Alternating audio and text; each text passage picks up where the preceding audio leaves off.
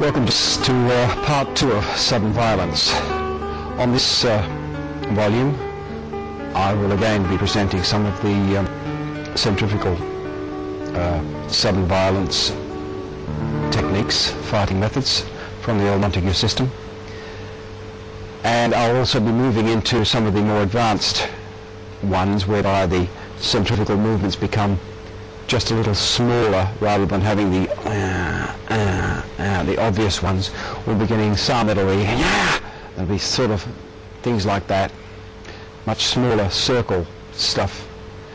And on this tape, I'm off to Norway in fact tomorrow, so part of this tape will actually be shot from my workshop that I'm holding in Norway, and we'll of course be teaching them about the sudden violence method.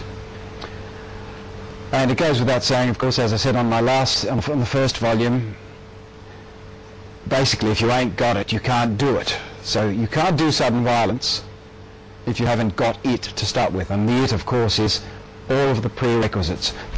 Fa-jing, fa-jing, centering, grounding, centrifugal movement from the waist, turning the waist the opposite way than the hips are turning, etc. So you must have all of the different fa-jings down. You must be able to do it naturally to start with in order to even begin to understand what sudden violence is about. No good just taking these techniques and saying, okay, let's learn these. If you don't know about fa-jing, sung, not being able to feel the hands moving, which also, and you can't have sung unless you've got centeredness and the movement coming from the center. So the next time I'll see you will be in Norway, and then I'll finish off back home here in Australia. Thank you. I better get this bit on. I was just saying to Diana in the class here that one of the reasons that we act like an animal, you can act like an animal with sudden violence, we're in Norway now, by the way, is by the sheer makeup of the movements that we use in sudden violence cause us to want to keep hitting someone. They're designed to bring out the reptile brain. For instance, there's a punch, and I'm just using this move here. I don't feel like doing anything. I feel like going home. I don't want to hit him. I don't want to hit him. Nothing's built up inside. However, here's the punch again. Now I want to keep going and finish the job. And it makes the energy builds up inside because of the movement I'm doing, because of what the attacker is doing to me. And it would be tenfold if Diana were a real attacker and attacking me, not just a friend in the classroom, of course, because that's why it says fa-jing, the attacker attacks himself. The energy goes back on him. And you must have movements that are continuous and flowing, because you have to use one lot of energy and keep it's green martial arts. We keep recycling the energy rather than having to go It's one lot of energy that we keep using back and forwards on the person. Every rebound has a rebound. Every rebound has a rebound. Keep using that rebound to keep attacking your attacker. People don't expect you, even street fighters, they'll come in maybe with a hook punch here, they'll expect you to block it.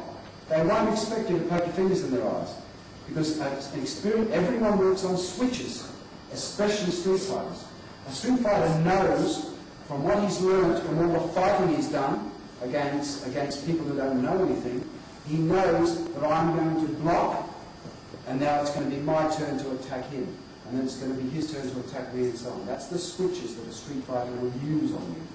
And if the switches change, you've completely stuffed up his subconscious memory of fighting. They don't like it to street fighters coming in off. Not just one poke in the eyes, 10. 10 pokes in the eyes. He doesn't like that happening. He doesn't expect it to happen to him. He expects you to block and then wait for his next attack. Because normal people don't want to fight, are they?